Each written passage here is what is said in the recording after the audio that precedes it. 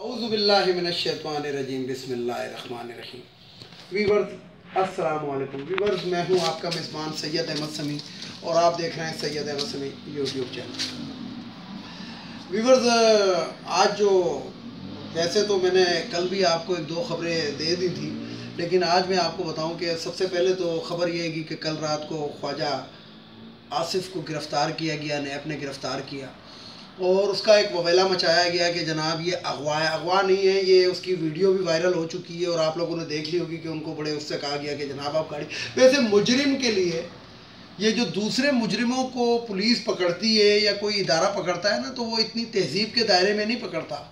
उनको सबसे पहले जनाब उनकी जो कमीज़ होती है उसका कॉलर उतार के उनके सर तक कर दिया जाता है, मुंह पे कपड़ा ढाँप दिया जाता है और फिर उसको गाड़ी में बिठाया जाता है। इनके लिए तो एयर कंडीशन गाड़ी होती है, ये होती है, और उसको भी ये लोग अगवा का दर्जा देते हैं। तो मरियम नवाज़ साहिबा आज जिसे कहते हैं कि बड़ी जिसे कहते हैं चिंगारती भी नज़र आई, लेकिन बहरहाल अब कुछ हो नहीं सकता क्योंकि हुकूमत ने सीधी तौर पे और वाज़े तौर पे बता दिया कि जनाब किसी भी मुज़ाकरात के लिए जो फ़ोरम हैगा वो है कौमी असम्बली, और मरियम नवाज़ और मौलाना फजलुर रहमान कौमी असम्बली के मेंबर नहीं है, इसलिए इनसे किसी किस्म की ना बात हो सकती है ना हम करेंगे और NRO किसी सूरत में नहीं देंगे।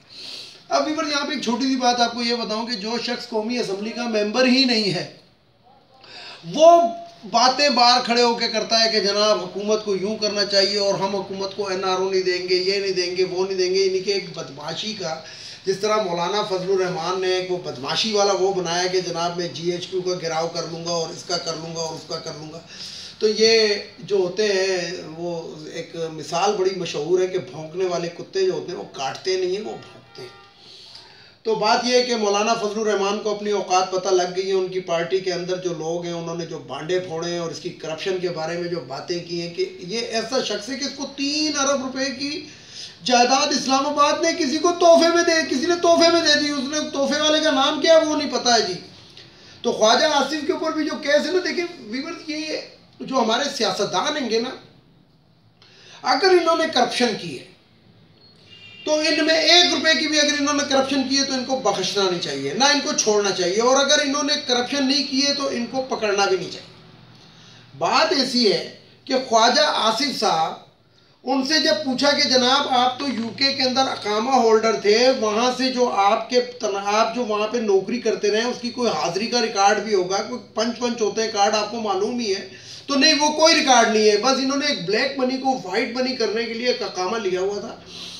और जो इनसे पूछा गया कि जो इन्होंने अपने एक जो इनका घर का जो चौकीदार था उसके नाम पे अकाउंट खोला हुआ था, और जब वो उसको पकड़ा गया उस चौकीदार को, तो उसने कहा जी मुझे नहीं पता ये अकाउंट किसका, ये तो ख्वाजा साहब ने खोला था। जो ख्वाजा साहब से पूछा कि जनाब इसके अंदर ये 44 करोड़ रुपए कहाँ से आया, तो जी मुझे नहीं पता किसने डाल दिए। यानी कि देखें, दरअसल बात ये वीवर्स के पिछले 40 साल से नून लीग, पीपल्स पार्टी, JUI तो नहीं कहना चाहिए, मौलाना फजलुर रहमान कहना चाहिए, मौलाना, ये लोग हुकूमत में हैं और इन्होंने इदारों को इतना मजबूत नहीं होने दिया कि कोई इनके ऊपर वो इदारे जो हैं अपने कवानीन के तहत इन लोगों के ऊपर हाथ डाल सकें, और ये कानूनी सकम हैंगे जिनकी वजह से ये आड़े टेढ़े होके अभी तक बच रहे हैं और जिसे कहते हैं कि ये पैसे भी वापस नहीं होते और ये बच रहे। अब मसला ये है कि जब इनको पकड़ने का वक्त आता है तो ये जनाब धमकियों पे उतर आते हैं, इस पे उतर आते हैं, लेकिन बहरहाल कार्रवाइयाँ जारी हैं। और जिसे कहते हैं वो एक मिसाल और भी मशहूर है, आज मैं आपको मिसालें ज़रा ज़्यादा दूंगा अपनी वीडियो के अंदर, कि बकरे की माँ कब तक खैर मनाएगी, एक ना एक दिन तो छुरी के नीचे आएगी। तो छुरी के नीचे तो आना ही आना है, भले कुछ भी हो जाए। तो 3 तरह के जवाब होते हैं, एक होता है अर्शी जवाब, एक होता है फर्शी जवाब और एक होता है हवाई जवाब। तो अभी तक ये अर्शी जो होता है वो तो अर्श पे जाके आपने सवाल जवाब देने, जब आप अर्श पे जाएंगे मरने के बाद। फर्शी जो होता है वो खड़े होकर जज के सामने देना होता है, और एक हवाई जवाब होते हैं जो आप ये प्रेस कॉन्फ्रेंसों में बोंगियाँ मारते रहते हैं। आपके जो ले पालक सहाफ़ी हैं, जिनको लिफाफा सहाफ़ी भी कहते हैं, जो आप लोगों ने हायर किए वो होते हैं। वो जनाब एक नेगेटिव फैलाते हैं कि जनाब ये यूं है, नहीं जी ये यूं हो गया और ये ऐसे नहीं होना था और ऐसे हो गया और ये इंतकामी कार्रवाई है। तो ये इंतकामी कार्रवाई सुने या जो समझें, समझना है आप लोग वो समझें, इसलिए कि कौम ने आपको मुंतखब करके या आप धांधली से जिस तरह भी आप असम्बलियों में पहुंचते हैं, उसके बाद वहाँ पे कुरान और सुन्नत की रोशनी में एक हलफ भी उठाते हैं। हलफ उठाने के बाद आप उस हलफ की वो जिसे कहते हैं कि हलफ का पान वो नहीं रखते आप, यानी कि हलफ को अपने उसके ऊपर नहीं रखते, बस हलफ आप लोगों के लिए बस ऐसे ही है कि मुंह से बोल दिया और बस। तो उस हलफ का आप जो होता है पालन नहीं रखते, और जब आप नहीं रखते तो फिर आप खुद सोचें कि आपके साथ क्या होना चाहिए। तो ये कानूनी के भी मुजरिम हैं और दीन के भी ये लोग मुजरिम हैं कि जिन्होंने अल्लाह ताला और अल्लाह ताला और पे ईमान लाने की बात करते हैं और उसके बाद रसूल पाक सल्लल्लाहु अलैहि वसल्लम हज़रत मोहम्मद सल्लल्लाहु अलैहि वसल्लम को ख़ातमुल नबीयीन भी मानते हैं और उनका ये हलफ उठाते हैं और उसके बाद वर्कगर्दानी करते हैं। तो आप खुद सोचें कि ये कौम के तो मुजरिम हैं ही हैं, ये दीन के कितने बड़े मुजरिम हैं। माजरत के साथ अब आते हैं ज़रा मौलवी किफ़ायतुल्लाह की जानिब। ये जो मौलवी किफ़ायतुल्लाह है, इसकी ज़ाती हैसियत क्या है? इसकी ज़ाती हैसियत ऐसी हैगी कि जिसे कोई जिसे कहते हैं कि चौधरी होता है या वडेरा होता है, तो उसके घर जो होते हैं वो बहुत बड़े बड़े घर होते हैं, चौधरियों के वडेरों के बहुत बड़े बड़े घर होते हैं। इमारत उसमें जनान खाना अलहदा होता है, मर्दान खाना अलहदा होता है, फिर एक डेरा होता है, डेरे के बाद एक गेट होता है और गेट के बाहर एक कुत्ता बंधा होता है। तो मौलवी किफ़ायतुल्लाह जो है ये गेट के बाहर वाला है। इसने बड़ी बड़ी बातें कह दी, मैं उन बातों को दोहराना नहीं चाहता, और टीवी पे बैठ के हमारे फौज और हमारी अदलिया के बारे में और हमारे जर्नलों के बारे में बात की। मौलवी किफ़ायतुल्लाह, मैं आपको बताऊं, आज मैं ज़रा हट के तुम्हें बताना चाहता हूं कि जो जर्नेल जिन्होंने रातों को ड्यूटियां की हैं और जिन्होंने रातों को दौरे किए हैं और जो रातों को, जब वो जाहिर बात है अब जर्नेल है, किसी दौर में तो वो सिपाही मतलब लेफ्टिनेंट, सेकंड लेफ्टिनेंट, फिर कैप्टन, फिर मेजर, उसके बाद जर्नेल बनते बनते तो बहुत अरसा लगता है। तो उन दोनों में जो उन्होंने वो ड्यूटियां की हैं ना रातों को किसी भी बॉर्डर पे, वो तुम्हारी सारी बातों से वो एक रात जो है वो बेहतर थी। कभी पढ़ लेना, इस्लाम को भी पढ़ लो, सिर्फ ये जिसे कहते हैं कि दाढ़ी रख के जो तुमने मौलवियों का लबादा उड़ा हुआ है इसको छोड़ो, ज़रा पढ़ भी लो कि ये तुम अल्लाह को तो मानते हो, अल्लाह की नहीं मानते हो। तो अल्लाह की ज़रा मान के देखो कि अल्लाह ताला ने क्या फरमाया उन मुजाहिदीन के बारे में, उन गाजियों के बारे में, उनका रुतबा क्या है वो ज़रा सोचो, उसके बाद उनके खिलाफ बात करो।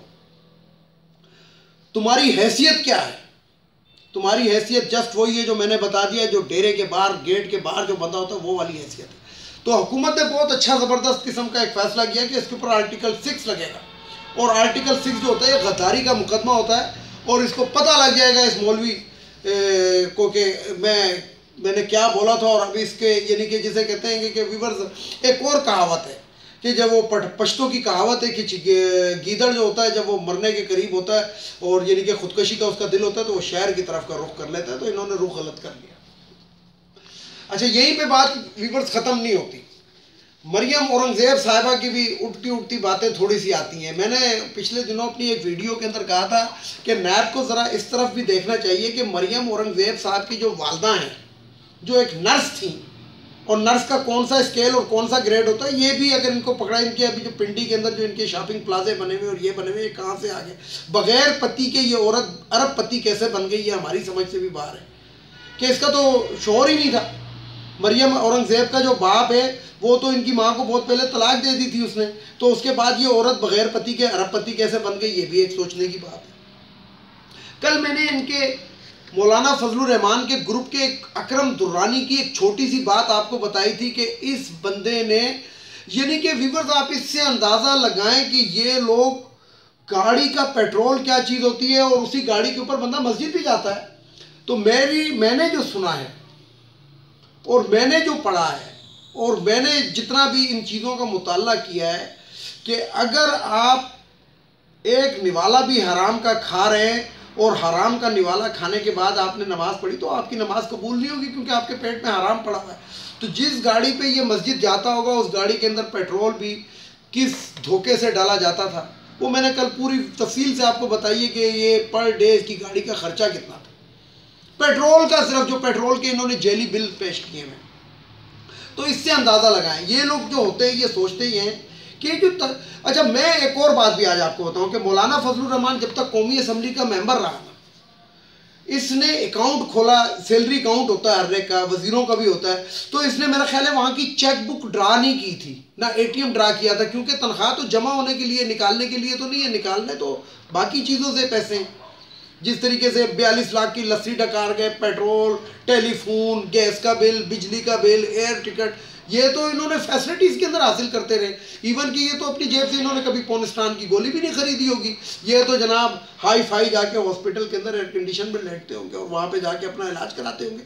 और फिर इधर ही एक और बात आपको बताऊँ कि मरियम, अब मुझे ये समझ नहीं आता, एक शख्स जो है वो अपने बाप का नाम लिखने से कतराता है, जिसका नाम बिलावल भुट्टो है, वो अपने नाम के साथ बाप का नाम नहीं लगाना चाहता।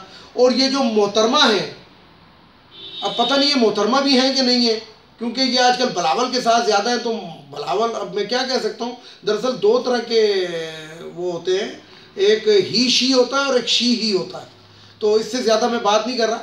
तो बहरहाल ये जो मोहतरमा मरियम साहिबा है, ये मरियम नवाज़ जो हैं, ये अपने साथ शोहर का नाम लगवाना नहीं चाहती, यानी कि वो अपने बाप का नाम अपने नाम के साथ नहीं लगवाना चाहता और ये शोहर का नाम नहीं लगवाना चाहती। तो जो मरियम नवाज साहिबा हैं, इनकी जो बेनज़ीर भुट्टो की जो बरसी के ऊपर गई थी, उसके अंदर जो इन्होंने सैंडल पहनी हुई थी उसकी कीमत 4.5 लाख रुपए है। जो इन्होंने कपड़े पहने हुए थे उनकी कीमत 2.5 लाख रुपए थी। और जो इन्होंने हाथ में पर्स पकड़ा हुआ था, जिसको ये वो पकड़ के ख़वातीन चलती हैं, वो तकरीबन $1,500 का था। और ये इतनी चीज़ें पहन के, अब जुराबों की और बाकी चीज़ों की मैं कीमत आपको नहीं बता रहा, ये सिर्फ वो कीमत बता रहा हूँ जो लोगों को नज़र आ रही थी। इन कीमती चीज़ों को पहनने के बाद ये मोहतरमा फरमाती है मुल्क में महंगाई बहुत ज़्यादा है और गरीब अवाम पिस रहे हैं। मकसद आप इनका दूरा मयार देखें।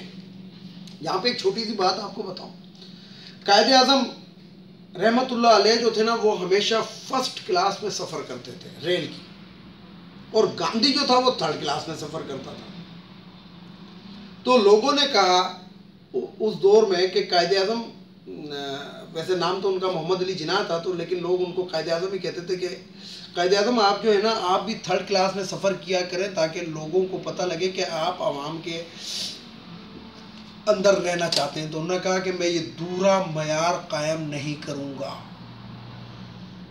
मैं ये दूरा मयार कायम नहीं करूँगा। एक ये छोटी सी बात थी, लेकिन अगर आप इसको पढ़ें तो ये बहुत बड़ी बात है। इधर ही आज मैं आपको एक लिफाफा सहाफ़ी का किस्सा सुनाऊं।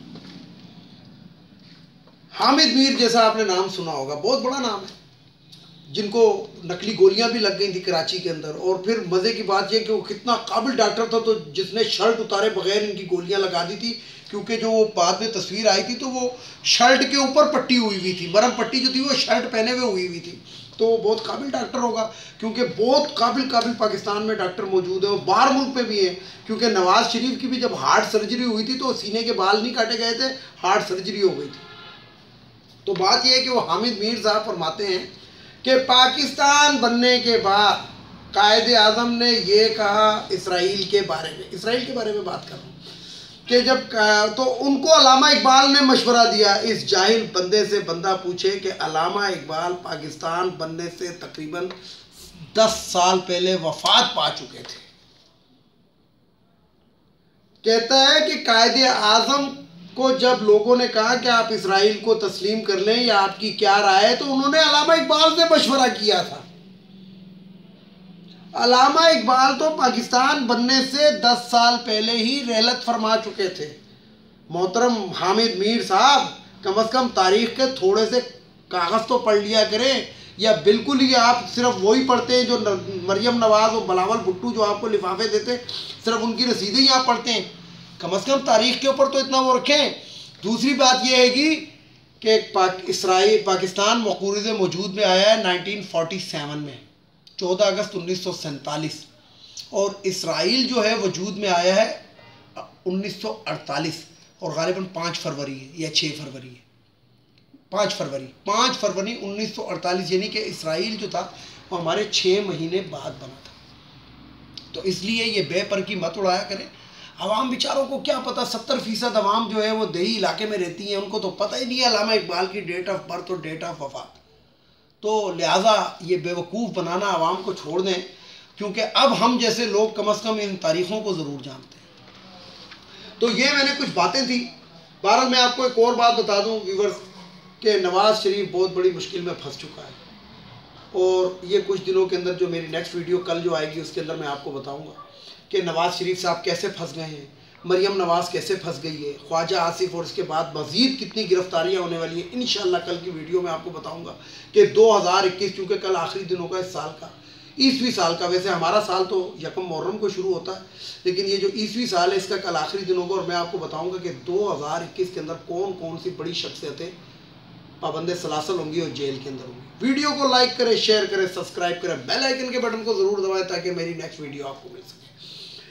और इसके साथ ही इजाज़त चाहूँगा। इजाज़त चाहने से पहले वही मेरे 2 जो जुमले होते हैं, एक तो ये अखवानी जो हैं, जितने भी काबली और अखवानी हैं, ये अब इनकी इस मुल्क में कोई जगह नहीं है, इनको अपने मुल्क वापस जाना चाहिए। और एक ये ख़वातीन की मखसूस नशस्तें जो है, कौमी असम्बली, सेनेट, सूबाई असम्बली, और ये जितने भी महकमे हैं इनके अंदर ये जो मखसूस नशस्तें हैं असम्बलियों के अंदर, ये ख़त्म होनी चाहिए।